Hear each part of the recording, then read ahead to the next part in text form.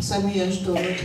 Köszönöm dr. Csontos Bélán és Zsuzsa Szalattál gyógyszerért, mert otthon felejtettem egy nagyon fontos gyógyszeremet, azért nem hanyagságból késett. Köszönöm szépen.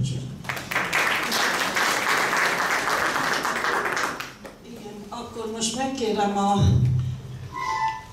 Pálinkás Gerda nevű kis legfrissebb tanítványomat, fuvolával fogja eljátszani egy perui dalt.